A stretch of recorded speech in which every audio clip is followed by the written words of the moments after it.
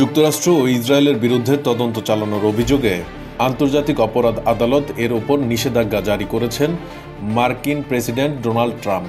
গত বৃহস্পতিবার এক নির্বাহী আদেশে তিনি এই নিষেধাজ্ঞা আরোপ করেন। গত শুক্রবার দ্য নিউ ইয়র্ক টাইমসের প্রতিবেদনে বলা হয়েছে, ট্রাম্প প্রশাসনের দাবি আইসিসি যুক্তরাষ্ট্র ও তার মিত্রদের লক্ষ্যবস্তুতে পরিণত করেছে। ইসরায়েলের প্রধানমন্ত্রী বেনিয়ামিন নেতানিয়াহু ও সাবেক প্রতিরক্ষা মন্ত্রী ইয়োব গ্যালান্টের বিরুদ্ধে গ্রেপ্তারি পরোয়ানা জারির পরই যুক্তরাষ্ট্র এই সিদ্ধান্ত নেয়। ট্রাম্পের ভাষ্য, এই তদন্ত আন্তর্জাতিক আইন লঙ্ঘন এবং যুক্তরাষ্ট্রের নিরাপত্তার জন্য হুমকি। নিষেধাজ্ঞার আওতায় আইসিসি যুক্তরাষ্ট্রের কোনো সম্পদ ক্রয় করতে পারবে না। আদালতের কর্মকর্তারা এবং তাদের পরিবারের সদস্যরা যুক্তরাষ্ট্রে প্রবেশ করতে পারবে না।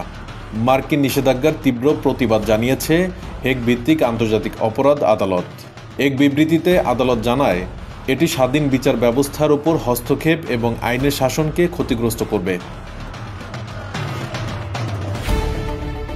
এদিকে জার্মানি জানিয়েছে তারা আইসিসিকে সমর্থন দিয়ে যাবে। ইউরোপীয় কমিশনের প্রধান বলেছেন, আন্তর্জাতিক অপরাধের বিচার নিশ্চিত করতে আইসিসিকে বাধাহীনভাবে কাজ করতে দিতে হবে। বিশ্লেষকরা বলছেন, আইসিসির দুর্বলতা ফিলিস্তিন, ইউক্রেন, সুদান ও আফগানিস্তানের মতো অঞ্চলে ন্যায় বিচার প্রতিষ্ঠায় প্রতিবন্ধকতা সৃষ্টি করবে। আইসিসি এর আগেও রুশ প্রেসিডেন্ট ভ্লাদিমির পুতিন ও মিয়ানমারের জান্তা প্রধান মিন অং হোলাইংয়ের বিরুদ্ধে গ্রেপ্তারি পরোয়ানা জারি করেছিল। তবে যুক্তরাষ্ট্র ও ইসরায়েল আইসিসির সদস্য নয়।